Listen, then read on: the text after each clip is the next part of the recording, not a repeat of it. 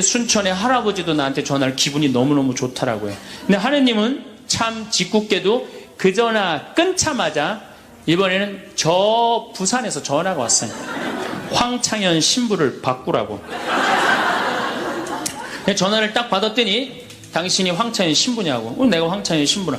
당신 요즘 왜 그런 강의를 방송에서 나와서 해서 집안을 평지 풍파를 일으키느냐 거야. 그러니까 내 강의를 듣고 시어머니일 거예요. 시어머니가 내 강의를 듣고 며느리를 불러서 한 소리 한 거지. 나 안 죽는데더라.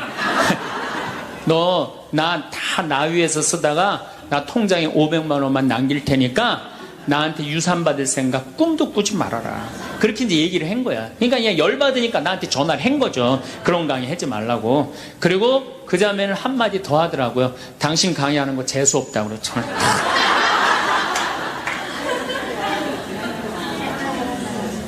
내가 그 전화를 받고 기분이 좋았겠어요? 나빴겠어요?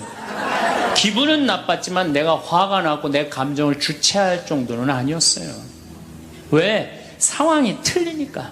얼마든지 내가 공격받을 수 있는 얘기를 한 거니까 그런 다른 의견이 있을 수 있는 거예요. 그걸 일일이 다 대응하려고 그러면은요, 나중에 내가 어떻게 될 것 같아요? 미쳐요. 미쳐요. 여러분들, 요즘 나는 가끔 텔레비전 보면서 총리들도, 대통령도 막 신발 막 던지고 막 결함 막 던지고 그러잖아요. 대통령한테도. 우리가 남이 나한테 평가하는 게 전부는 아닙니다. 자기 소신, 자기 확신, 자기 멋이 있으면은요, 누가 뭐라 그래도 별로 거기에 흔들리지 않아요. 근데 그냥 남들 말에 막 귀 기울이고 그냥 거기에 신경 쓰는 사람은 조금만 뭐가 있어도 화를 내고 자기를 주체하지 못하는 거예요. 루카복음 9장 51절을 보면 예수님이 사마리아를 통해 예루살렘으로 올라가려고 할 때 사마리아 사람들이 예루살렘에 간다는 이유로 예수님을 거부해요. 들어가지 못하게, 동네를. 그 동네로 지나가면 지름길로 갈 수 있는데, 그러니까 야고보하고 요한이 열받아갖고 뭐라 그러냐면 하늘에서 불을 내려다가 살러버릴까요? 얼마나 열받았으면은 하늘에서 불을 내려다가 살러버릴까요? 그래요. 근데 예수님은 이 둘을 꾸짖고 돌아가세요. 아, 예수님도 돌아가는데 우리가 화가 난다고 그냥 열 지르는 사람마다 전부 다 정면 돌파할 필요는 뭐가 있어요? 그렇지 않겠어요? 네. 우리도 예수님처럼 돌아갈 상황이 되면 돌아갈 줄 알아야 됩니다. 세상 사람들이 다 나를 몰라준다 해도 화낼 일도 아니에요. 공자님은 뭐라고 그러셨느냐? 진정한 성인은 자기를 몰라줘도 분노하지 않고 유유자적할 줄 아는 사람이 진정한 성인이라고 그랬어요. 내가 누군데 나를 몰라봐. 왕년에 내가 이 거리를 주름잡던 사람인데 이 성당 지을 때 내가 어떻게 했는데 나에게 이럴 수가 있어. 내가 시집와서 똥구녕이 찢어지게 가난한 이 집 이렇게 일으켜놨는데 나를 무시할 수 있어? 이렇게 자꾸 자기 도취에 사로잡히면은요, 나중에 다른 사람하고 부닥치게 되고 잘난 척하게 되는 그런 꼴이 된다. 그런 꼴이에요. 여러분들, 반대로 모두를 사랑할 수 있어요? 내가 모든 사람들한테 사랑받을 수도 없지만은 반대로 사랑할 수 있느냐? 다 사랑할 수 있어요? 쉽지 않죠? 내가 본당 신부 해보니까 다 사랑하는 사람이 있긴 있더라고요. 누가 다 사랑하느냐면 머리에 꽃 꽂은 여자가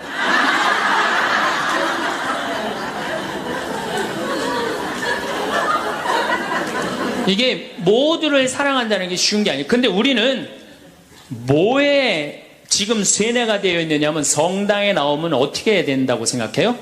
모두를 사랑해야 된다고 생각하지 않아요? 나를 괴롭히는 사람, 나를 미워하는 사람, 나한테 힘들게 하는 사람 다 사랑해야 된다고 생각해요? 그렇게 생각하잖아요.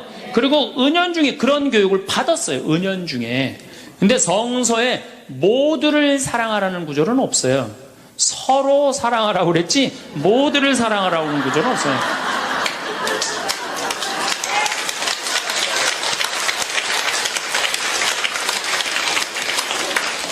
그러면은 이 모두를 사랑하는 게 얼마나 어려우느냐, 요 얘기만 하고 다음 시간에 얘기하도록 하겠습니다. 사람은요, 동그란 사람이 있고 네모난 사람이 있고 세모난 사람이 있고 별난 사람이 있어요.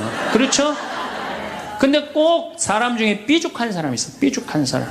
말 한마디라도 꼭 아프게 하는 사람이 있어요. 그래갖고 내가 그냥 마음 먹고 파마를 싹 했단 말이야. 마음 먹고. 그래갖고 이 동그란 사람이 파마를 딱 했는데 삐죽한 놈이 딱 와서 한마디 합니다. 파마를 왜 그렇게 했어? 얼굴이 떡판 같아 보이잖아. 그럼 이 동그란 사람 피가 뚝뚝 떨어져요, 안 떨어져요? 뚝뚝 떨어지는데 동그란 사람 특징은 뭐냐? 남한테 싫은 소리 하면 안 되는 줄 알고 있는 거예요. 그러니까 동그란 사람이 그렇게 내 가슴에 피가 떨어지면 한마디 해줘야 될 거 아니에요. 내가 떡판이든 뭐든 네가 무슨 상관이냐 이렇게 얘기를 해야 되는데 동그란 사람은 파마를 왜 그렇게 해서 얼굴이 떡판 같잖아. 그러면 동그란 사람이 뭐라고 그러냐면 그러게 해다 보니 그렇게 됐네. 그리고 어디 가서 울기 시작하냐면 성당에 가서 울기 시작하는 거예요. 예수님, 저 삐죽한 여자가 나보러 떡판이래요. 근데 예수님 당신이 정말로 십자가에서 참고 인내하고 용서하고 사랑했으니까 나도 참고 용서하고 인내하고 사랑할게요. 그래갖고 그냥 겨우 어떻게 주체할 수 없는 걸 다스려갖고 고해성사를 봤어. 고해성사를 봐갖고 용서를 했어. 자기하고 예수님하고 신부님하고는 화해를 했는데 그 삐죽한 사람하고는 화해했어, 안 했어요? 삐죽한 사람은 찔렀는지도 모르고 몰라요. 그 사람 피가 흐르는지도 몰라요. 그런데 더 동그란 사람 미치는 건 뭐냐면 그렇게 찔러놓고 딴 데 가고 막 헤헤거리고 또 수다 떨면은 동그란 사람이 속으로 무슨 생각이 들어요? 넌 웃음이 나오니? 난 지금 피가 뚝뚝 흐르는데. 가을이 돼갖고 그냥 또 그냥 마음 먹고 성당을 나왔는데 삐죽한 놈이 동그란 사람한테 한마디 또 합니다. 아니 요즘 남편이 돈 못 벌어? 옷을 왜 이렇게 후줄그리하게 입고 다녀? 그러면 또 피가 뚝뚝 떨어지는 거야. 이 동그란 사람 여러분들 삐죽한 사람 만나야 돼, 만나지 말아야 돼? 만나면 안 돼요. 이 삐죽한 놈 누구 소개시켜줘야 되냐면 별난 놈 소개시켜줘야 돼. 별난 놈. 찔러도 안 나오는 별난 놈. 예? 이런 놈 소개시켜줘야지 어떻게 모두를 사랑할 수 있어요. 그거는 불가능한 얘기예요. 모두를 사랑한다는 거. 그러니까 여러분들 오늘 이후로 나는 모든 사람을 사랑할 것이다. 그러면 나중에 누가 망가지냐면 내가 망가져요. 예, 모두를 사랑하면서 자기가 완전히 망가지는 거예요. 모두를 사랑하면서 기쁨은 다행인데 모두를 사랑하면서 그걸 끌어안느냐고 속에서 부글부글 끓어. 그냥 화가 꽉 차 있는 거죠. 우리가 미국에서 10년 전에 하버드 대학에서 교수님 한 분이 행복론이라는 강좌를 열었어요. 그런데 처음에는 많은 사람들이 의아했어요. 왜 의아했냐면 하버드 대학은 어딥니까? 세계 최고의 대학이죠. 쟤네들이 안 행복할 일이 뭐가 있느냐. 좋은 대학에 가고 미래가 보장되어 있는 아이들인데. 그래서 처음에 수강생들이 7명밖에 안 됐어요. 그런데 해가 가면 갈수록 하버드에서 가장 인기 좋은 강좌가 행복론이 됐어요. 마지막에는 요즘은 거의 1000명 정도 듣는다 그래. 학생이 1000명이. 그러니까 거의 다 듣는다고 봐야죠. 사실 우리가 이 세상을 사는 이유가 뭐예요? 행복하려고 사는 거 아니에요? 이 세상을 사는 이유가? 내가 자식 공부 열심히 시키고 내가 돈 많이 벌고 여러분들처럼 좋은 아파트 환경 좋은 데 가서 사는 이유도 다 뭐예요? 행복하기 위한 거예요. 그런데 이걸 뒤집어 보고 자세히 들여다보면은 행복이 뭔지를 모르고 어떻게 하면 행복하게 사는지를 모르고 내가 어떻게 돈을 쓰면 행복하게 사는지를 모르는 사람들이 대부분이에요. 뭐 때문에 사는지를 모르는 사람이 너무 많아요. 그래서 우리나라는 초등학교 태어나면서부터 공부하기 시작합니다. 어디 들어가려고? 서울대학 들어가려고. 그래갖고 서울대학이 몇 퍼센트 들어가요? 1% 들어가요. 그럼 나머지 99%는 무슨 생각이 들어요? 참 난 불행하다. 그런 생각 참 많이 해요. 그리고 그 부모는 내가 서울대학에 들어보내려고 있는 돈 없는 돈 다 쏟아붓는데 내 자식이 서울대학 못 가고 저 지방 무슨 3대학에 들어갔어. 그럼 부모는 어떻게 생각해? 부모도 나도 불행하다고 생각하는 거예요. 애도 불행하고 본인도 불행하고. 그럼 서울대학 들어가는 애는 행복하냐? 밥 먹고 공부만 해갖고 20살 때까지 공부만 해갖고 서울대학에 들어가는 애는 행복하냐? 저는 아니라고 생각해요. 그래갖고 직장에 겨우 들어간 이제는 20대 백수 천지입니다. 아예 직장 들어가는 걸 포기해요. 길이 없으니까. 그럼 죽어라고 에너지는 젊은 청춘은 청춘대로 날리고 20대는 공부해갖고 취직도 못하고 그래갖고 결혼해갖고 55세까지 어떻게 합니까? 또 애 교육시켜야지. 또 내가 얼마 전에 그 어느 용인에 있는 유치원에 엄마들한테 이렇게 강의를 이렇게 갔는데 너무너무 그 원장 선생님한테 슬픈 얘기를 들었어요. 그 유치원 애들한테 그 유치원이 제가 보기엔 전국에서 제일 좋은 것 같아요. 마당도 넓고 시설이 너무너무 좋아. 그런데 그 유치원에서 다른 유치원으로 간대요. 영어 때문에. 그 유치원은 영어를 안 가르치니까. 그러니까 그때부터 애들을 괴롭히기 시작하고 본인도 괴로운 거예요. 여기를 보내야 되냐, 저걸 보내야 되느냐. 얼마 전에 반포 본당에서 여기 와서 피정을 했는데 아주 유명한 중국집 하는 사장님이 여기 왔어요. 신부님, 정말로 그 부모들이 와갖고 애들 스케줄 관리를 해준다는 거예요. 탕수육 하나 시켜놓고. 그러니까 자기가 없는 거야. 오로지 누구한테만 매달려 있는 거야? 자식한테만 매달려 있는 거야. 그러니까 55세까지 했는데 서울대학은커녕 무슨 제3대학에 들어왔어. 본인도 불행해. 그리고 이제 이러고 딱 죽으면 좋은데 이게 죽지도 않네. 100살이 될 때까지. 그러니까 우린 다 불행한 거예요. 그래서 우리나라가 178개 국가 중에 행복 지수가 102등이야. 거의 꼴등이에요, 꼴등. 이렇게 잘 먹고 잘 살면서도 안 행복하다고 그러는 게 슬프지 않아요? 그래서 지금부터 제가 영국 BBC에서 진짜 행복하지 않다는 사람들을 모아갖고 이 10가지, 물론 제가 한 3, 4가지는 바꿨지만은 10가지를 실시를 하고 나니까 딱 3개월 지나고 난 다음에 다 행복하다고. 이렇게 세상이 행복한지 난 모르겠다고 그랬대요. 그래서 내가 지금부터 오늘 이 시간에는 10가지를 얘기를 할 테니까 여러분들 제가 하는 얘기를 잘 듣고 그대로 하면은 분명히 행복합니다. 왜냐하면 내가 행복하니까. 첫 번째, 운동해라. 행복의 첫 번째 조건은 건강입니다. 몸이 아프면요, 아무것도 할 수 없어요. 몸이 아프면 뭐든지 귀찮습니다. 몸이 아프면 자신감도 없습니다. 몸이 아프면은 돈도 빠져나갑니다. 그러니까 내가 행복하려고 그러면 제일 먼저 뭐 하면 돼요? 운동하면 돼요. 그래서 30분 정도, 일주일에 3번 정도 몸 안에 산소를 충분히 공급해줘야 돼. 몸 안에 산소를. 그러면은 모든 기관이 다 좋아져요. 산소 공급해주는 제일 좋은 방법은 뭐예요? 걷는 거, 산에 가는 거. 그리고 뭐 그것도 여의치 않으면 여러분들 스트레칭 하는 거. 그리고 내가 조금 돈이 있다, 수영장 가는 거. 수영장 가는 거 참 좋아요. 벤자민 플랭클린이라는 사람이 미국의 독립 선언문을 기초한 분이에요. 이분이 뭐라고 그랬냐면 여러분들 잘 아는 유명한 얘기입니다. 재산을 잃으면 조금 잃은 거고 명예를 잃으면 반을 잃은 거고 건강을 잃으면 다 잃었다 그랬어요. 건강을 잃으면 다 잃은 거예요. 저도 원래 관절염이 있었어요. 그래갖고 내 동창들이 나보고 40살 네가 넘어서 살면은 이별여행 가준다고 그랬어요. 세계 이별여행. 그때까지 못 살 것 같았거든. 그리고 내가 보자 신부 때도 교우들이 나한테 그랬어요. 아, 신부님 곧 쓰러져서 죽을 것 같아요. 그랬어요. 정말로 그렇게 건강이 안 좋았어요. 근데 제가 수영을 하면서부터 건강해지기 시작해서 수영하면서. 지금 수영장 25m 풀 40밖에 한 번도 안 쉬고 돕니다. 한 번도 안 쉬고. 그거 어려운 거 아니에요. 조금만 여러분들 투자하면. 그걸 이제 그런 이 건강에 자신이 생기니까 요즘은 뭐를 해요? 스킨스쿠버 다이빙을 합니다. 이게 지구상에 여러분들이 보는 건 30%예요. 70%는 어디 가 있어요? 바다에 가 있어요. 바다 안에 들어가 보면 정말로 아름답고 신비해요. 그러니까 건강하니까 옛날엔 꿈도 못 꿨죠. 제가 바다에 들어간다는 건 꿈도 못 꿔. 나 하나 걸어 다니기도 힘들었는데. 근데 지금은 너무너무 좋고 행복해요. 건강의 행복의 첫 번째 조건은 뭐예요? 건강이에요. 여러분 오늘 당장에 집에 가갖고 신부님 지금 애 키우고 너무 돈이 좀 빠듯합니다. 쉬운 방법이 하나 있어요. 집에 가서 학원 끊어요. 애들 학원. 학원만 끊으면 여러분들 뭐가 생겨? 돈이 생겨요. 그 돈 가져와갖고 여러분들 건강 먼저 챙기세요. 그게 자식을 위하는 길이에요. 그래서 행복하려면 뭐 해라? 운동해라.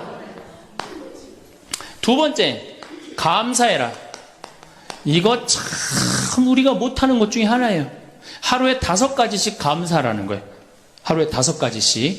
저는요, 이 얼굴은 제가 씹다 뱉은 수제비 같이 생겼어도 이 목소리 하나는 정말로 100만 불짜리라고 그래요. 목소리 좋죠? 제가 이렇게 강론을 잘 못해도 할머니들이 제 손을 꼭 잡고 항상 뭐라 그러냐면 신부님 너무 강론이 귀에 쏙쏙 들어온다고. 그게 강론을 잘하는 게 아니에요. 제 목소리 톤이 이렇게 대중한테 귀에 쏙쏙 들어가는 톤이에요. 얼굴은 씹다 뱉은 수제비 같이 생겼어도 목소리 좋은 건 신부한테는 최고 선물 아니에요? 아니 내가 얼굴 못생긴 거 이거 원망한들 이거 다시 바뀝니까? 안 바뀌어요. 제가 키가 1m 원래는 67이었어요. 아 근데 30대 후반이 되니까 66으로 줄어들더라고. 아 요즘은 재보니까 65로 떨어지고 있어요. 자꾸 이게 쭈그러들어 키가. 그래 내가 키가 1m 70이 안 넘는다고 원망한들 다시 늘어납니까? 여러분들 중에 내가 가지지 못한 거 아무리 안타까워해도 절대 가질 수 없어요. 내가 머리가 깡통이야. 근데 아무리 두들겨 팬다고 걔가 똑똑한 놈 됩니까? 한 번 깡통은 영원한 깡통 되는 거예요. 그런데 애는 깡통인 현실은 무시하고 내 희망이 서울대학이라고 애를 괴롭히면 여러분들 행복할 것 같아요? 행복하지 않아요. 내가 가지고 있는 것을 감사하는 거. 이거 굉장히 중요합니다. 제가 군대 가기 전에 우리나라를 한 바퀴 여행을 해야 되겠다. 그리고 청량리에서 기차를 타고 강릉 앞바다에 딱 도착을 했는데 새벽에 태양이 뜨는데요. 구름 한 점 없는 바다에서 태양이 뜨는데요. 불덩어리가 떠오르는 거예요. 전 지금도 그걸 보여주게 하신 하느님 아버지한테 정말 감사해요. 여러분들 그런 태양 보신 적 있으세요? 3대가 공을 쌓아야지 봅니다. 바닷가에 사는 사람들도 잘 못 봐요. 왜냐하면은 뜰 때 항상 구름이 이렇게 깔려 있지 그냥 맨 바다가 있기는 그것이 절대 쉬운 게 아니에요. 근데 내 그때 막 군대 가기 바로 직전에 하느님께서 그 태양을 보여주실 때 제 마음이 어떻겠어요? 이거는 얼마나 감사해요. 그러니까 매일매일 감사해야 돼요. 저는 맨날 수원에 있는 어머니 아버지한테 감사하잖아요. 이렇게 인사. 이렇게 목소리 좋게 놔주셔서 감사하다고. 또 작년에 제가 아프리카를 갔었어요. 아프리카를 갔는데 세렝게티 초원을 갔어요. 세렝게티 초원이 얼마나 넓으냐 하면 서울서부터 대전까지 한 평야예요. 딱 한눈에 펼쳐져요. 믿어지지가 않죠. 가서 보세요. 신부님 무슨 돈으로? 학원만 안 보내면 다 생깁니다. 학원만 안 보내면 다 생겨요. 그런데 서울서부터 대전까지 딱 펼쳐졌는데 마침 누때 이동 시기에 우리가 같이 이렇게 다니는 거하고 맞물렸어요. 200만 마리가 이동을 하는데 여러분들 200만 마리 상상이 가요? 그 푸른 초원에 누때 200만 마리가 이동을 하는데 내가 이 하느님이 창조의 세상에 내가 들어와 있구나. 그걸 느끼는 거예요. 감사하는 거예요. 그리고 우리 인생 돌아보면요. 억울한 것, 분한 것만 생각하면 여러분들 도움 돼요? 우리가 습관을 잘못 길렀어요. 우리 할머니들 나하고 대화 꼭 해보면은 내가 지난번 강의 때도 말씀드렸지만 신부님 내 말 좀 들어보세요. 그럼 꼭 대동아 전쟁부터 참 억울하고 분한 것만 다 나열한단 말이야. 그럼 그 인생 행복하겠어요? 인생 돌아봐서 즐거웠던 거, 행복했던 거. 여러분들 아이가 첫 걸음 뛰었을 때 행복했어요? 안 행복했어요? 그때 막 흥분됐죠? 그렇게 행복했던 순간은 다 까먹고 억울하고 분한 것만 그대로 차곡차곡 쌓아놓으면 그 사람이 행복할 것 같아요? 내 아이가 처음으로 엄마라고 그랬을 때 행복했어요? 안 행복했어요? 그럼 그것만 생각하라는 거예요. 지난 과거를 돌아볼 때 즐거웠던 거, 행복했던 추억만 마음에 자꾸 쌓일 때 내 마음이 이뻐지는 거. 우리 성가에도 내 마음은 주님께서 가꾸시는 작은 정원이라는 노래도 있잖아요. 근데 그놈의 정원이 그냥 가시밭 그냥 미움, 분노, 증오만 꽉 차 있다면 그 밭이 행복한 정원이 되겠어요? 정원이 안 됩니다. 여러분들 아파트 입주했을 때 동백지구에 행복했어요? 안 행복했어요? 행복했죠. 그 앞뒤로 산이 다 있고 얼마나 좋아요. 그렇죠? 그런 것만 해란 말이에요. 자식이 깡통인 거 막 거기에만 매달려 있고 그러지 말고. 그래서 5가지 감사를 드리라는 거예요. 우리는 감사드릴 이유가 얼마나 많아요. 여러분들 나무는 한번 저 자리에 딱 심어지면은 100년이고 1000년이고 움직일 수 있어요? 없어요? 근데 우리는 움직여갖고 지금 경기도 이 강원도까지 와갖고 여러분들 맑은 공기, 이 꽃 가득한데 여러분들 산책하는 거 보니까 꽃 속에서 꽃이 산책하는 것 같아. 너무 보기 좋더라고. 얼마나 좋아요.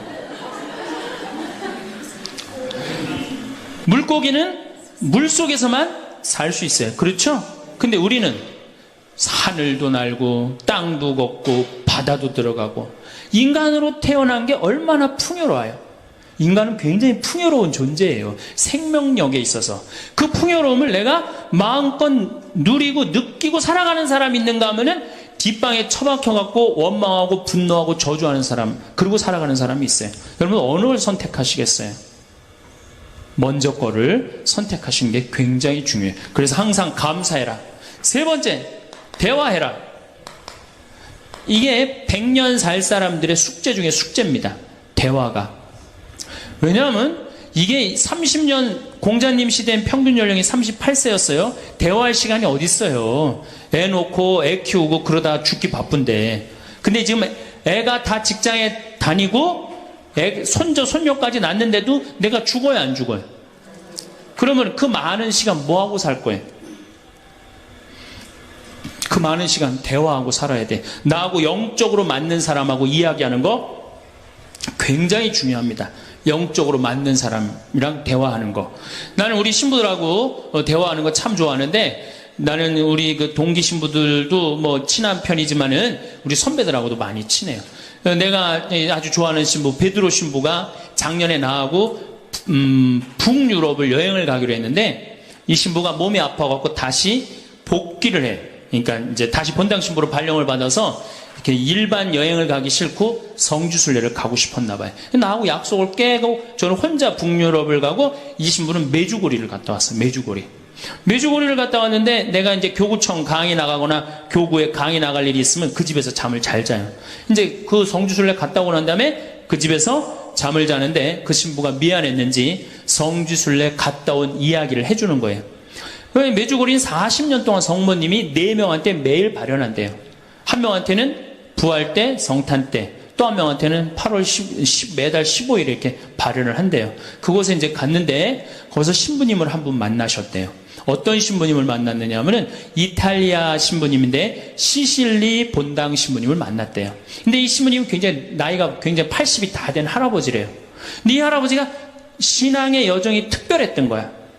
이 할아버지 신부님은 태어나면서부터 엄마가 뭐라고 그랬냐면 너 신부되라 그랬대요. 그러니까 머릿속에 딱 신부에는 아무것도 박혀있는 게 없는 거예요. 그리고 엄마가 얼마나 무서웠느냐 하면은 주일미사를 빠지면은 빨개 벗겨갖고 내쫓았대요. 신부될 놈이 주일미사를 빠진다고. 그리고 일주일 굶겼대요.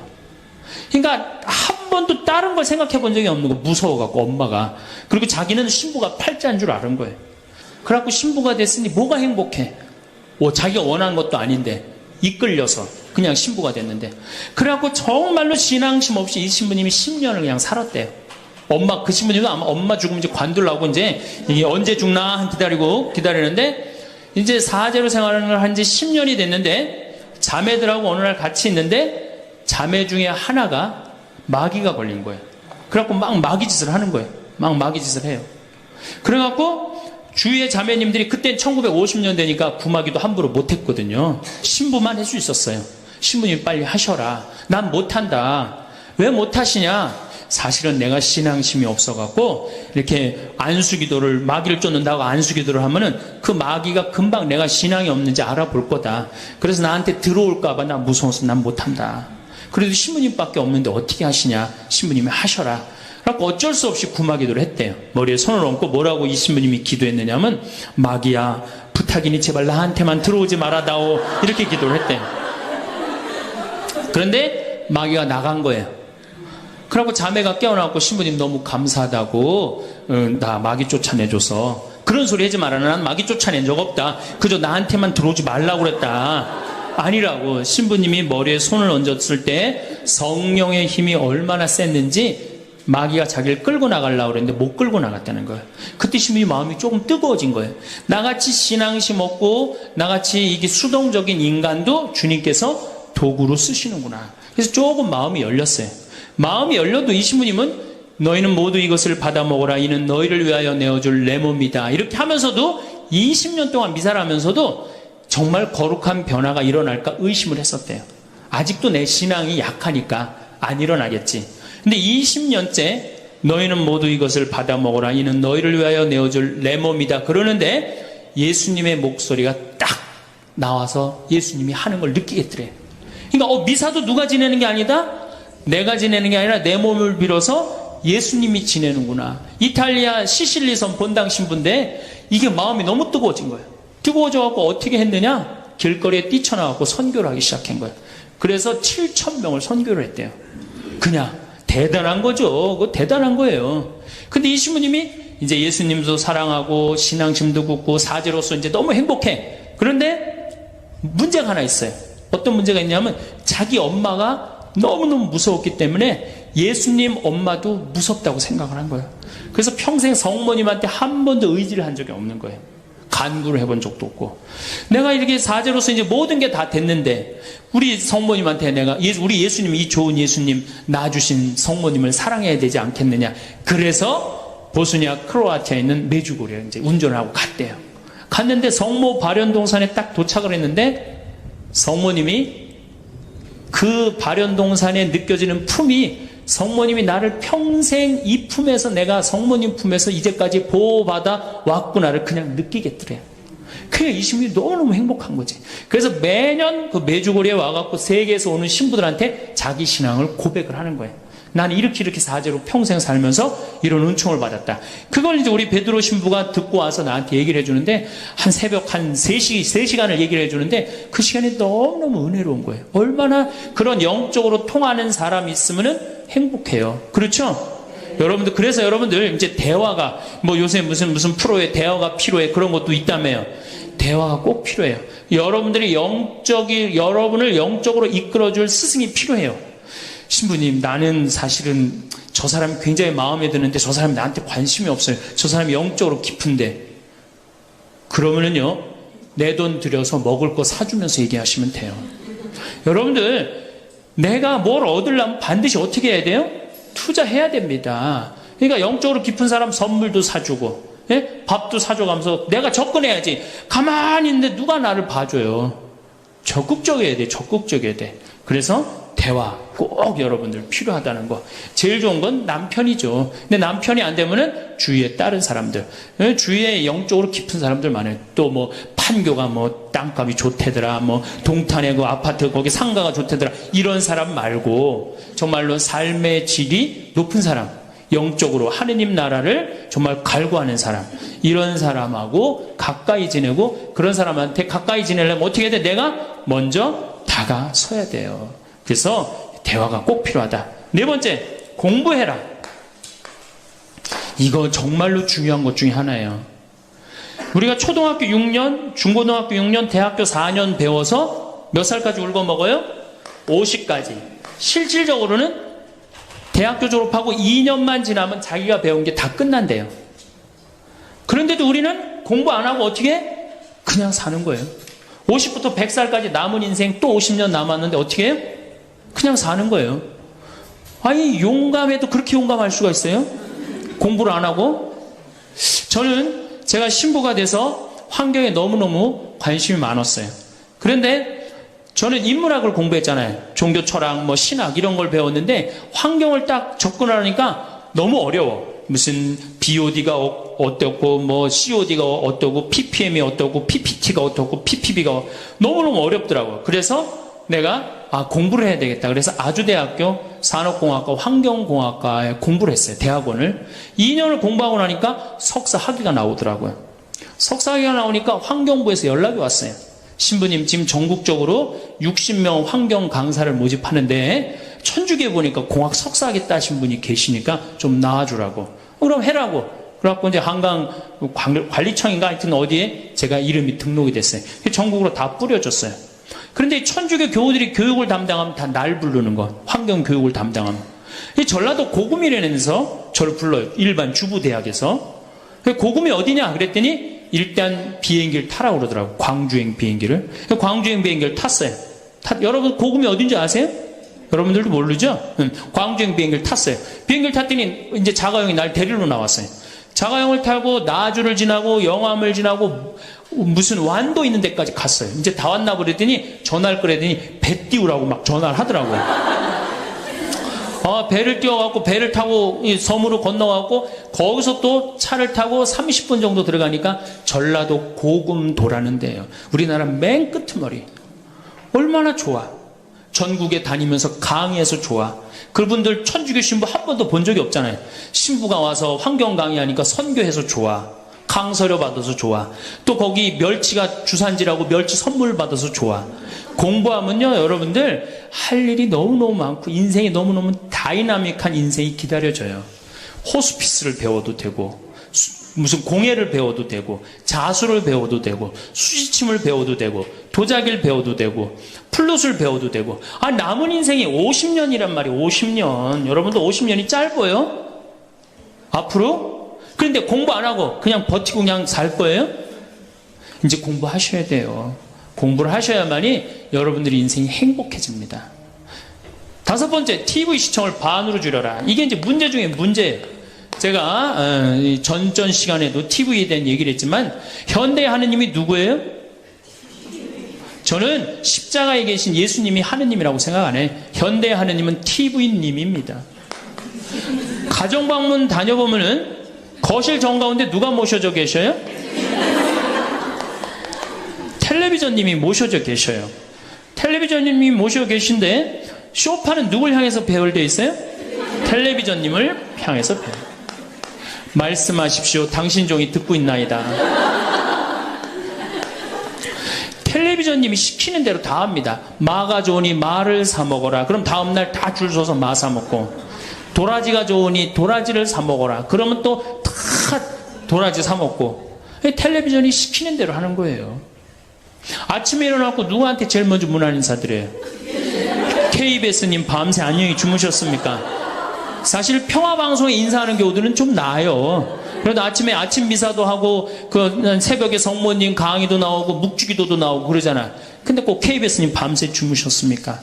더 기가 막힌 건 주무실 때. 텔레비전님 주무시기 전엔 절대 안 자요. 텔레비전님이 주무셔야지 어떻게? 나도 오늘 일과가 끝났구나 이러고 잔단 말이야. 이러니 머릿속에 뭐가 들어있겠어? 아무것도 들어있는 거 없는 거죠. 머릿속에 책을 읽어야 될 거 아니야. 책을. 우리나라 사람들처럼 책 안 읽는 사람 없어요. The city keeps me running after things I cannot hold. Another month, another train, another story getting old. I tell myself I'm doing fine. I say it like it's true. But every road gets quiet when it leads me back to you. The house looks smaller every year inside my memory. The kitchen table crooked framed the way things used to be. I never thought the ordinary could become gold until I had to miss it from so far from home. Some things never leave you, no matter how far you go. 10명 중에 4명이 1년에 한 권도 안 읽는데요. 이 중에도 한 권도 안 읽는 사람들 많을 거예요. 심각한 겁니다. 예. 저한테 그래요. 신부님, 그렇게 매일 강의하면서 여기 농사 지면서 토담집 지면서 언제 그렇게 농사꾼 신부 유럽에 가다라는 책도 쓰셨고 이번에 환경 에세이 어디로 가야 하는 책도 쓰셨느냐고. 텔레비전만 안 보면 그 시간 충분해요. 여러분들 하루에 3-4시간씩 무슨 일 집중해서 한 6개월 하면은 무슨 일 만들어내지 않겠어요? 얼마나 우리가 텔레비전, 하늘만큼 땅만큼 끝나고 무슨 재미로 사나 했더니 미우나 고우나라네. 미우나 고우나 오늘 끝나면 이제 또 무슨 재미로 또 살아요? 또 다른 거예요. 엄마가 뿔났다 이거 봐요. 보고 살아요? 여러분들 텔레비전은요, 좀 미안한 얘기지만 구조가 똑같아요. 부잣집 아들, 가난한 집 딸, 아니면 부잣집 딸, 가난한 집 아들, 이룰 수 없는 사랑에 못된 시어머니, 예? 그렇죠? 그게 매년 똑같이 반복되고 똑같은 내용이에요. 그거를 10년 동안 그 앞에서 시간을 보낸다고 생각해 보세요. 아깝지 않아요? 그 시간에 해야 될 일이 얼마나 많은데, 대화도 해야 되고 운동도 해야 되고 감사도 해야 되고 공부도 해야 되는데, 이걸 전부 다 어디다 갖다 쏟아부어? 텔레비전에 갖다 쏟아부어요. 그리고 여러분, 텔레비전을 보면 볼수록 어떤 의식이 늘 것 같아요? 패배의식이 늘어납니다. 텔레비전을 보면 볼수록 마음의 갈등이 일어나요. 제가 유럽의 가정에 초대를 받아서 이렇게 가보면요, 거실에 텔레비전 있는 집 하나도 없어요. 쇼파는 다 어떻게 서로 마주보게 배열되게 돼 있어요. 근데 우리나라는 완전히 텔레비전에 완전히 미쳐 있어요. 그러니까 이 두 개만 치면 여러분은 행복합니다. 자식하고 텔레비전만 치시면은 여러분들은 행복할 수 있어요. 여섯 번째, 신앙생활을 해라. 자, 우리가 현대를 살아가면서 정말로 우리가 인간이 정말 최고로 잘난 것 같고 요즘 과학기술을 보면 정말 못하는 게 없는 것 같잖아요. 근데 왜 석유값이 뛰고 왜 굶어 죽는 나라가 37개국이 생기고 그래요? 이건 하느님을 잃어버렸기 때문이에요. 하느님의 진리에 따라 인간이 살지 않으면 인간은 원하지 않는 방향으로 갑니다. 하느님께서 원하지 않는 방향뿐만 아니고 인간 본성이 원하지 않는 방향으로 가요. 우리가 저는 여기서 살면서 이 산을 보면서 강을 보면서 항상 하느님한테 감사해요. 저 하느님 너무너무 감사합니다. 이렇게 맑은 공기 주셔서 감사합니다. 이 아름다운 세상 주셔서 감사합니다. 감사하다 보면 우리가 조금 뭐라 그럴까요? 겸손해져요.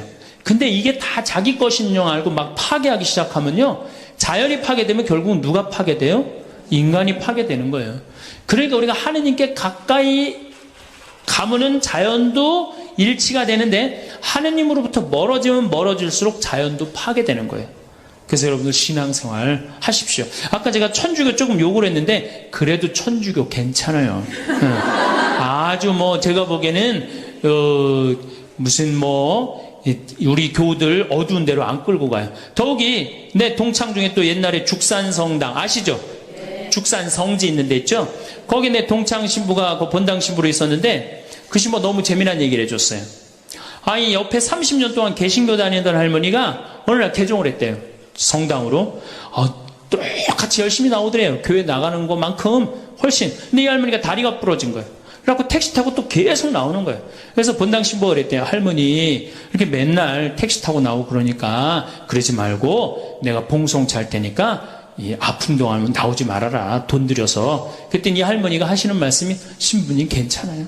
그래도 이 성당 다녀보니까 저 교회 다닐 때보다 여기 성당 다니는 게 훨씬 싸게 먹히니까 걱정하지 말라고. 여러분들 그래도 이 천주교 제일 싸게 먹혀요. 싸게 먹히지, 괴롭히지 않지, 딴 길로 안 끌고 가지. 정말 하느님께 우리가 의지하고 산다는 거, 이거 굉장히 나를 위해서 좋은 거예요. 또 우리가 이 세상 사는 목적이 뭐냐면 내 영혼 구원이에요. 나중에 이제 기회 있으면 제가 한 번 더 말씀을 드릴 텐데 죽어서 영혼의 세계는 반드시 있습니다. 그 영혼의 구원을 위해서 우리가 간구해야 돼요. 그래서 신앙생활은 행복을 위해서 가장 기초 중에 기초라는 거. 7번째, 웃어라. 이게 웃는 게요, 우리가 행복으로 가는 길에 최고의 지름길이에요. 웃는 게. 그런데 우리나라 사람들이 잘 안 웃어요. 얼마나 안 웃느냐면 내가 이제 이렇게 도시에 나가고 엘리베이터를 타요. 엘리베이터를 타면은 얼굴 모르는 형제가 이렇게 눈이 마주쳐도 제가 웃어줘요. 빵긋 웃어주면은 저쪽에서 같이 싹 미소를 줘주면 참 좋을 텐데 저쪽에 있는 남자가 딱 내가 빵긋 웃어주면 어떻게 하냐면은 내가 저놈을 어디서 봤더라 이러는 표정으로 날 쳐다보는 거예요. 근데 여러분들 유럽을 가고 제가 미국을 가고 아프리카를 가고 파푸아 뉴기니를 가고 인도를 가도 눈 마주쳐갖고 제가 웃어주면 다 웃어줘요. 근데 절대 안 웃는 나라가 우리나라예요. 얼굴 모르는 사람 이렇게 마주쳐갖고 웃으면요, 심지어는 여기 우리 생태마을을 찾아오는 사람도 제가 웃어줘도 안 웃어요. 그만큼 경직되어 있는 거예요. 여러분들이 간지러움을 태우고 수술한 사람이랑 마취를 하고 수술한 사람이랑 깨어날 때 누가 덜 아플 것 같아요? 놀랍게도 간지러움을 태우고 수술한 사람이 덜 아프다는 거예요. 웃는 게 우리한테 그만큼 좋은 거예요. 근데 이게 이제 50대 된 여인한테 이제 저 여인이 인생을 어떻게 살았느냐 안 살았냐가 딱 보여요. 50대 된 여인이 막 항상 웃고 그런 얼굴은요, 50대 되면 얼굴 뭐 오똑하고 눈 이거 다 똑같아. 얼굴이 그 얼굴을 다. 그런데 늘 웃고 살아온 자매는요, 참 예뻐요. 편안해 보이고. 주름이 한 560개 정도 이렇게 탁 하면서 얼굴이 굉장히 편안해져요. 근데 이게 안 웃은 여자는 주름이 17개밖에 안 생긴대요. 그러니까 560개면 자갈자갈자갈하니 이쁜데 부담스럽지 않은데 17개면 얼마나 부담스러워요. 이마에 칼자국 나인 것이 쫙 굵은 주름, 여기 쫙. 이 사람은요, 웃어도 무서워요. 예, 웃어도 무서워요. 그러니까 여러분들 웃으면서 사세요. 제가 보통 강의를 이렇게 다니면 일반 주부대학 이렇게 강의를 달 때는 아해모 어해줘요. 얼마나 잘 웃는지 몰라요. 근데 내가 일반 공무원들 이렇게 강의를 갈 때가 있어요. 특히 무슨 이렇게 과장들 이런 그런 분들 한 번은 한 200명을 강의를 했는데 죽는 줄 알았어. 내가 2시간 내내 한 번도 안 웃는 거예요. 내 강의를 듣고. 그런데 여러분들, 남녀 수명의 차이가요 6년이 납니다. 6년이. 여성이 83세, 남성이 76세. 이제 6년 7년이 나요. 전 그 원인이 어딨나 가만히 생각해 봤더니 여자는 참 잘 웃어요. 깔깔거리면 자기네들끼리. 남자는 직장에 가도 안 웃고 집에 와도 안 웃고, 그러니까 빨리 죽는 거야. 여러분들 오늘 여기서 많이 웃었으니까 내가 보기에는 120살이 아니라 123살까지 살 것 같아요. 네. 오래 살으면 안 되긴 안 되는데 안 죽는 걸 어떻게 해요? 이제 안 죽는 걸 어떻게 해요? 나도 그거 잘 아는데,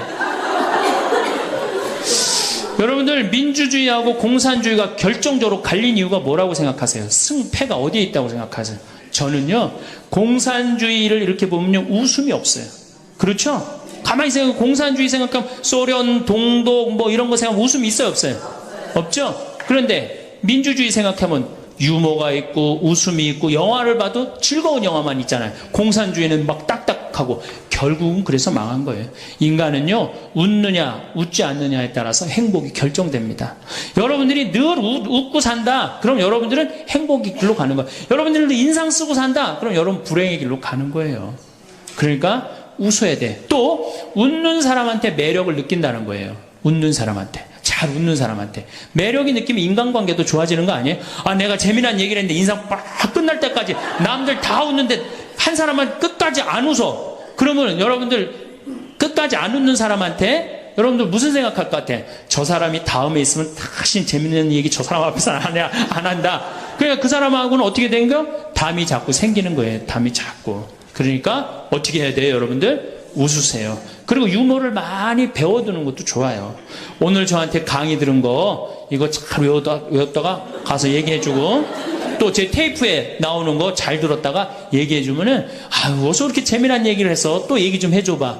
그러면서 사람이 사는 거예요. 사람은요, 수다를 떨면서 살아야 돼. 수다. 제가 한번 본당 신부 때 여러분들처럼 이렇게 젊고 예쁜 본당에 내가 본당 신부를 했었어요. 막 자매들이 막 수다를 떠는, 내가 지나가는데 막 당황해 하면서 어쩔 줄 몰라 하더라고요. 분명히 내 욕을 한 거야, 보니까. 네. 그래서 제가 뭐라고 그랬어요? 그 자매들한테? 괜찮아. 이게 성당 다니면서 본당 신부 욕하는 재미가 최고 재밌는 거야. 네. 아니 성당 다니면서 그런 욕도 하는 무슨 재미로 살아. 걱정하지 말고 해든 수다 계속 떨으라고. 우리 신부들 주변님 욕하면서 사는 거예요. 그러니까 사람이 수다를 떨면서 살아야지 행복하지, 참고 산다고 다 좋은 건 아닙니다. 절대. 그러니까 참고 살지 마세요. 제발. 이거 우리 성당에 원수를 사랑해라, 왼뺨을 대면 다른 뺨을 돌려대라, 이거 아주 미치는 교리 중에 하나예요. 여러분들 다 사랑할 수 있어요? 여러분들 주위에 있는 사람 다 사랑할 수 있어요? 다 사랑하는 사람 딱 두 종류예요. 미치든가 예수님처럼 빨리 죽든가. 둘 중에 하나예요. 우리는 다 사랑할 수 없어요. 그러니까 다 사랑하려고 그러다가 미치지 말고, 내가 좋은 사람, 내 마음에 드는 사람이 더 많은 시간을 뺏기고, 뾰족한 놈이 있단 말이야. 별난 놈이 있고. 그렇죠? 근데 내가 이 사람한테 가면 자꾸 찔려. 그런데 성당에 갔는데 서로 사랑하시오. 그래갖고 다음에 또 갔는데 여기 또 찔려. 그래갖고 또, 너무 미운데 성당에 가니까 또 내 탓이오. 3번 하고 난 다음에 사랑해. 제가 가서 또 찔려. 갈 때마다 찔려. 그래갖고 내 마음이 상처투성이야. 근데 아들이 학교 갔다, 엄마 나 학교 다녀왔어. 그래, 했지만, 엄마 왜 그래? 말 시키지 마. 나 승질나. 여러분들, 차라리 그렇게 찔리는 게 나아요. 그 사람을 안 보고 기쁜 마음으로 있다가 아들을 기쁘게 맞이하는 게 나아요. 이 사람 안 만나도 여러분들 인생 안 망가져요. 이 사람 안 만나도. 억지로 가서 그 찔리지 마시고, 안 만나면 시간이 지나면 이 사람 이뻐져요. 근데 막 가서 막 들이대고 막 이게 삐죽한 놈한테 가갖고 계속 나는 구역장이니까 끝까지 사랑해야지 그러고 가다가 미치든지 죽든지 둘 중에 하나를 합니다.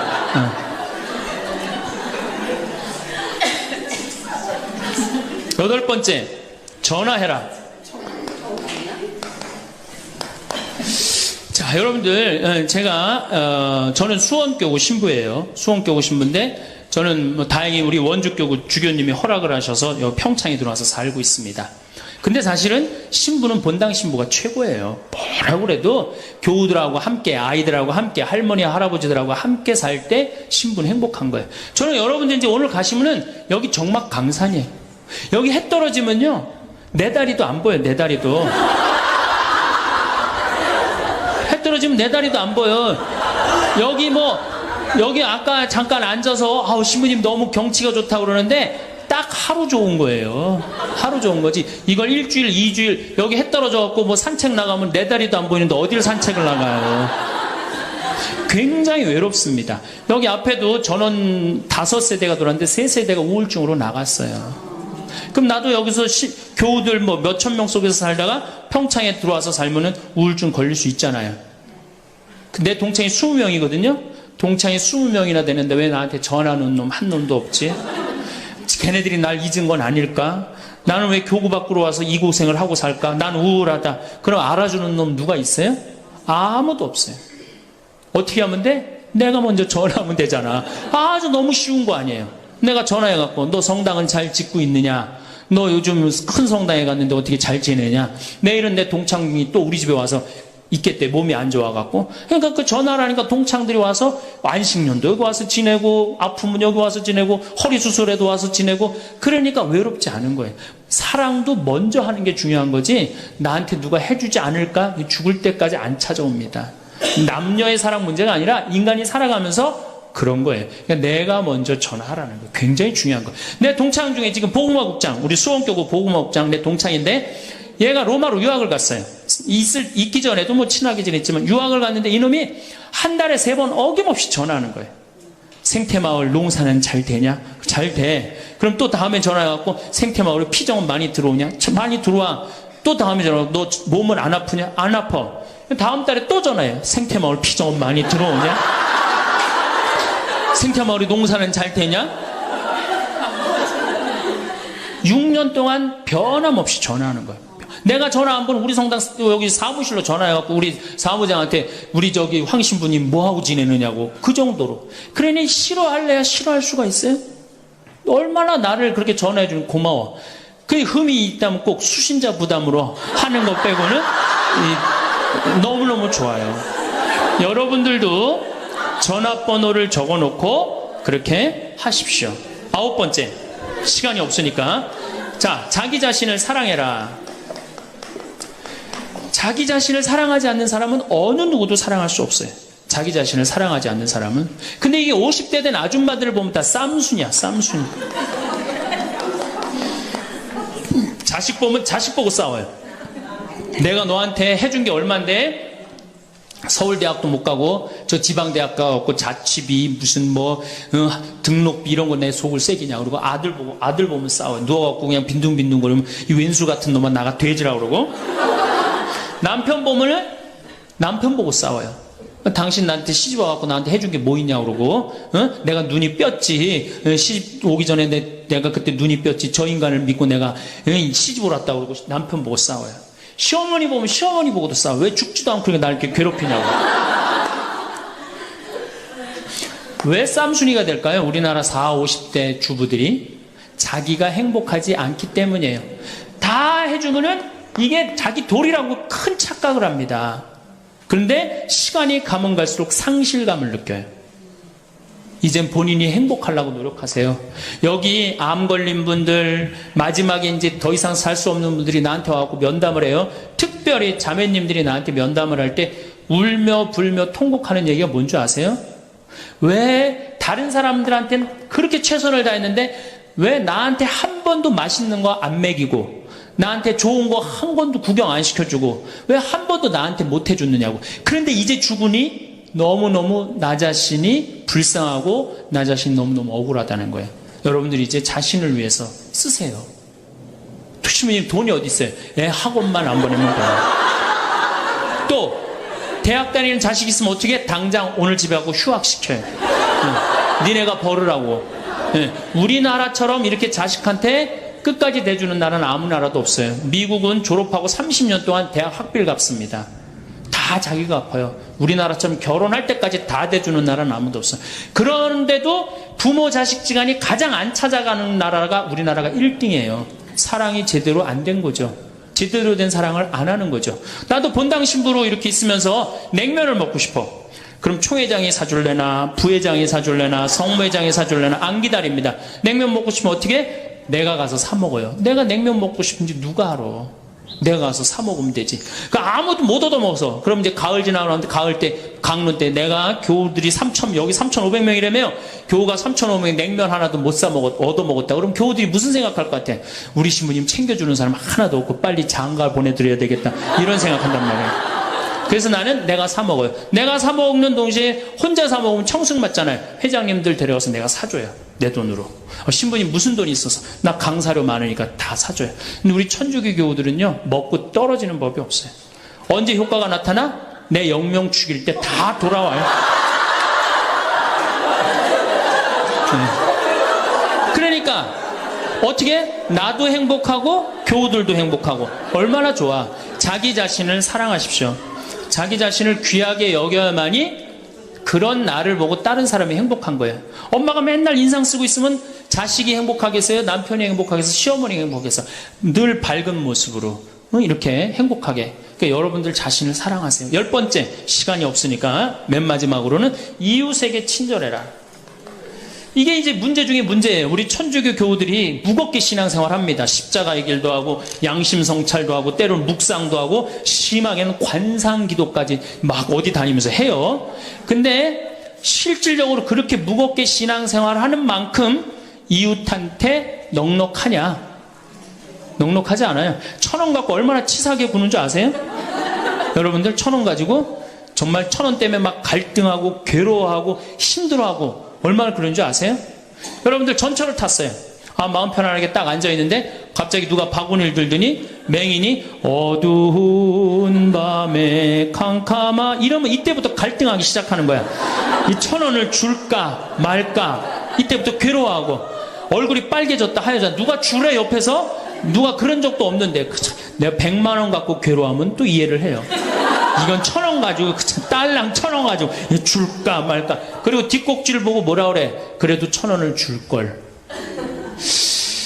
하느님이 이런 나를 보고 하늘에서 무슨 생각할 것 같아요? 저걸 천당에 데리고 올까 말까. 뭐하러 십자가의 길을 하고 뭐하러 이렇게 심각하게 참회절을 해요? 이런 거 하나도 제대로 못할 거라면은. 재작년에 여기 물폭탄이 터졌어요. 그래갖고 다 잠겼어요, 평창에. 근데 안성에 있는 요셉 양로원, 농아 양로원 할머니들이 전화가 왔어요. 수녀님을 통해서. 신부님 우리가 돕고 싶다는 거예요. 아니 무슨 무료 양로원에 있는 할머니들이 돕느냐. 자기네들이 정부에서 나오는 돈이 있대요. 그래서 1,000원씩 고수톱 칠 때 고리도 뜯고 음식물 남기면 1,000원씩 모은 돈이 50만 원을 모아뒀대요. 그래서 여기 우리 형제 중에 조립식에 사는 형제가 집이 다 떠내려갔어요. 그래서 와라. 그랬더니 80만 원을 갖고 왔어. 할머니들이. 한 4-5분이 말 못하는 할머니들이. 그리고 이불 12채, 전기밥솥 하나. 아니 무료 양로원에 사는 할머니도 1년에 한 번씩 돕는다는데 그 살기 좋다는 동백에서 살면서 한 번도 안 도우면은 여러분들 천당 갈 것 같아요? 못 가. 아니 우리가 너무 이웃한테 인색하게 살아요. 내가 시장에 나갔어. 시장에 나갔는데 다리 잘린 분이 이 고무 타이어를 하고 막 음악을 틀고 껌을 이렇게 리어카에 밀고 와. 그러면은 야, 천당 갈 공로살 기회가 오는구나. 이런 생각을 해야 되는데 무슨 생각을 해? 제발 내 쪽으로만 오지 마라. 여러분들, 교황님이요 뭐라고 그러셨느냐면은 나는 행복했습니다. 여러분들도 행복하십시오. 그리고 가셨죠? 요한 바오로 2세 교황님이. 저는 그 말이 이 세상 어떤 명언보다도 명언이라고 생각해. 인간으로 와서 행복하게 살아야 돼요. 갈 때 행복하게 가야 돼요. 여러분들 신앙생활하는데 우울하게 하면 안 됩니다. 정말 내가 하느님 믿는 거 아니야. 온 우주의 아버지가 내 아버지 아니에요. 주인이 얼마나 행복해. 뭐 때문에 여러분 고통스러운지 아세요? 욕심 때문에 고통스러운 거예요. 그 욕심만 조금만 내다버리면 마음이 얼마나 자유로워요. 다닐 때도 얼마나 많고 구경할 때도 많고 얼마나 아름다워요. 우리 그냥 대한민국처럼 아름다운 나라가 어디 있어요. 세계에서 제일 아름다운 나라가 대한민국이에요. 다녀볼 때 너무 많아. 결론으로, 자, 여러분들 지금 오늘 이제 집에 가면은 당장에 경복궁 먼저 가세요. 경복궁의 비원을 한번 가보세요. 그 조경이 얼마나 멋있어. 뭐 남편 손을 잡든 자식 손을 잡든 친구 손을 잡든 가갖고 도시락 해갖고 거기서 딱 까먹으면 바로 왕비만 바로 되는 거 아니에요? 옛날엔 거기 누가 들어갔어요? 지금은 들어갈 수 있어요 없어요? 있잖아요. 5,000원 10,000원만 내면 5,000원만 되면 왕비가 될 수 있는데 그 행복한 길을 우리가 땅바닥 우울하게 쳐다보느냐고 못 찾아가고 있는 거예요. 그래서 전 여러분들이 행복했으면 좋겠어요. 여러분들이 행복해야지 대한민국이 행복합니다. 예, 감사합니다. 제가 작년에 아프리카 잠비아 무프리나라는 지역을 다녀왔습니다. 이곳은 인구가 15,000명인데 에이즈 환자가 1,600명이에요. 여러분들 요새 에볼라 그러는데 에볼라는 뭐 많이 걸려야 지금 한 10만 명 걸리는데 전 세계 에이즈 환자가 몇 명이냐면 3,500만 명이에요. 물론 이제 에이즈는 어느 정도 정복했다고 보는데 어쨌든 아프리카는 아직도 에이즈 환자가 굉장히 많아요. 한 15,000명 사는데 인구가 한 1,600명이 에이즈에 걸려 있는 거예요. 그래서 수녀님들이, 그것도 우리나라 수녀님들이 이 에이즈 걸린 아이들이에요. 뭐 나이 먹은 사람은 이미 죽었고 에이즈 걸린 아이들 이렇게 약도 대주고 영양제도 대주고 그럽니다. 그래서 제가 작년에 가서 우리 의사 선생님들, 또 이 사람들이 이가 아파도 일을 못 빼요. 그래서 이제 치과 의사 선생님들 모시고 가서 에이즈 환자는 이게 이 빼는 게 굉장히 위험해요. 막 이렇게 이 날카로운 뭐 치과 도구가 이렇게 찔리면 안 되는데 작년에도 그런 위험이 있었는데 올해 간 선생님이 저 수원에서 치과하는 우리 열심한 교우 선생님이 해다 찔렸어요. 그 에이즈 이 피가 이렇게 찔린 거죠. 그래서 어쨌든 이제 뭐 의사 선생님들 모셔와갖고 이도 빼주고 에이즈 아이들 영양제도 좀 대주고. 그러니까 엄마가 또 빨리 죽으니까 애들 그 고아 아이들이 많은 거야. 근데 얘네들도 에이즈에 걸려갖고 나오는 거예요. 근데 얘네들이 5kg가 넘어야지 약을 먹는데 5kg가 안 돼. 3kg밖에 안 되는 거예요. 그래서 분유를 먹이면요 일주일 만에 얘네들이 5kg가 돼요. 그리고 그 금방 쑥쑥 몸무게가 늘어요. 그래서 거기 보육시설에 가서 분유도 좀 이제 대주고. 그리고 돈이 없으니까 학교를 못 다니는, 초등학교를 못 다니는 아이들이 한 700명 정도 되는 거예요.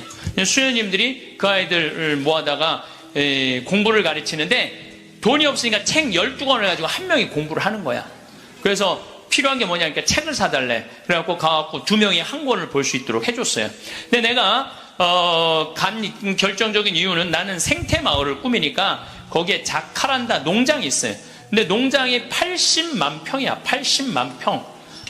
80만 평인데 수녀님이 2만 평밖에 농사를 안 짓고 있는 거예요.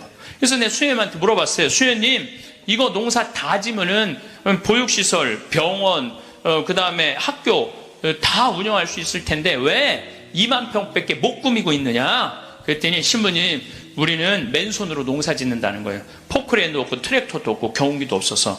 여러분들 맨손으로 농사 지면요 한 사람이 1,000평 이상 못 져요. 얼마나 농사가 힘든데요. 내가 생태학교 운영했을 때 학생들 입학을 많이 해요. 막 20명, 30명. 내가 물어봐요. 생태학교에 왜 입학했습니까?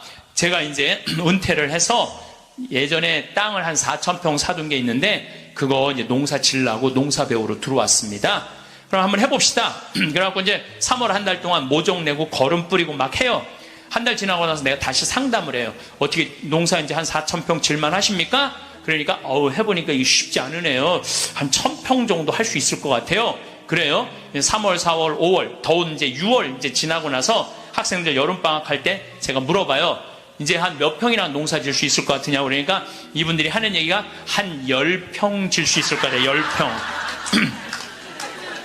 맨손으로 농사 짓는 게 진짜 힘들어요. 예. 근데 수녀님이 거기서 맨손으로 농사를 짓고 있는 거야. 그러니 포크레인도 없고 트랙터도 없고 경운기도 없다는 거야. 그래서 수녀님 얼마면 되겠냐니까 2억이면 되겠대. 걱정하지 말아라. 내가 한국에 가서 2억 만들어서 보내주겠다. 내가 또 뻥이 또 엄청나게 세요. 내가 신학교 다닐 때 내 뻥이, 별명이 뭐냐면 황뻥이었어. 황뻥.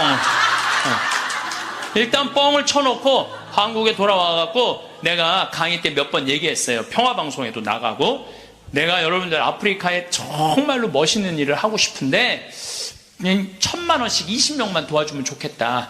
여러분들 재산 5억 중에 10분의 1, 5천만 원은 내 거 아니라고 생각해야 된다. 그거는 어려운 이웃 도와주라고 하느님이 축복 준 거다. 나는 5천만 원까지 필요 없다. 그저 1,000만 원씩 20명만 난 도와주면 좋겠다. 라고 얘기를 했는데 절에 다니는 분들, 교회 다니는 분들, 성당, 종파 초월이야. 성당 다니는 분들, 아무 데도 안 다니는 분들, 이런 분들이 돈을 보내주는데요. 3개월 만에 2억이 들어온 거예요. 난 너무너무 감사해요. 네. 그분들이 정말 큰 마음 먹고 평생 모은 거 내신 분들도 많더라고요. 또 한 분은 마장동에 있는 분은 그냥 500원짜리, 1,000원짜리 따모 한 500만 원을 갖고 온 거예요. 그걸 그냥 드럼통에 싸갖고 와서. 하여튼 감동적인 일이 너무 많았어요. 그런데 이제 2억이 딱 이제 3개월 만에 들어왔는데 2억 들어온지 모르고 계속 전화해갖고 돈 보내준다는 거야. 그래서 내가 전화 받아갖고 이제 2억 들어왔으니까 그만 보내셔도 된다고 이렇게 말을 할 수가 있어야지. 돈을 보내준다는데. 계속 받았어요. 계속 받았는데 내가 요새 강의 때문에 책상에 못 앉아있는데 어젠가 그제 여기 평화방송 강의 준비한다고 밤 12시에 들어갔는데 1,000만 원을 또 전주에서 어떤 분이 또 보냈더라고. 그것까지 합쳐서 들어온 돈이 7억 1,000만 원이 들어온 거야. 7억 1,000만 원. 아니 2억이면 되는데 7억이 들어오니까요 사람 마음이 간사해지더라고요.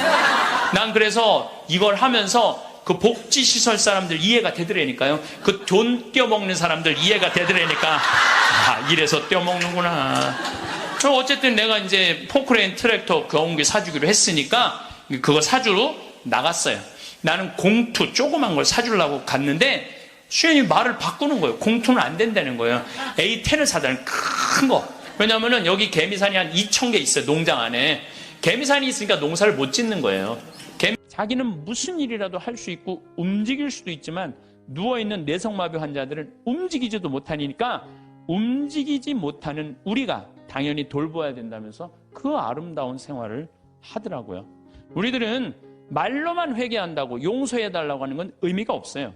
세례자 요한이 행동으로 회개하지 않고 세례만 받으려는 바리사이와 사두가이 사람들한테 이렇게 이야기하죠. 독사의 자식들아, 다가오는 진노를 피하라고 누가 너에게 일러주더냐? 회개에 합당한 열매를 맺어라. 죄를 뉘우친다면요, 우리가 회개에 합당한 보석의 생활을 해야 되는 거예요. 공을 쌓아야 된다는 거죠. 행실로 드러나야 된다는 거. 사랑하고 나누는 삶. 특별히 우리 교우들은 세상에 살다 보면 참 미운 일이 많아요. 자식, 남편, 형제, 친척, 나 사기치는 보이시피싱, 미워할 놈들이 너무 많아요. 참. 그래서 저는 교우들한테 생활의 단순함이 참 필요한 것 같아요. 생활이 좀 단순해. 너무 많은 일을 하다 보면요, 이게 죄를 많이 져요. 생활이 단순한 게 참 필요해요. 영상을 라디오처럼 편하게 틀어놓고 들으셔도 좋습니다. 구독과 좋아요, 알람 설정 꾹 눌러주세요. 황창현 신부님의 행복 특강 지금 바로 시작합니다. 기도하고 시작하도록 하겠습니다. 성부와 성자와 성령의 이름으로. 예수님, 당신은 99마리 양보다는 길 잃은 양 한 마리를 찾아 떠나시는 착한 목자이십니다. 우리 인간이 살다 보면은 인간의 나약함 때문에 길을 잃는 경우가 있습니다. 그럴 때 항상 당신이 나를 애타게 찾고 있다는 사실 우리 잊지 않도록 정말 우리 마음 안에 성령의 기운 불어넣어 주소서.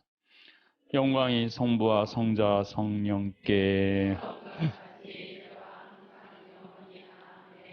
성부와 성자와 성령의 이름으로 아멘. 참 예수님.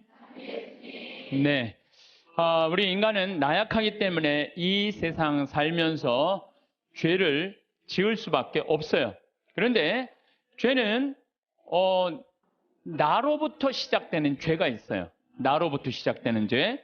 게으름, 시기심, 그 다음에 또 욕심, 그리고 잘못된 판단. 그런데 이런 미움, 이런 것들은 다 나로부터 나오는 죄인데 바깥으로부터 오는 죄가 있어요. 내가 욕먹을 때 여러분들 화 나요, 안 나요? 멀쩡한데 욕먹을 때 화가 참 많이 나는 것 같아요. 우리 인생 살아가면서 욕 안 먹을 수 있는 사람 있을까요?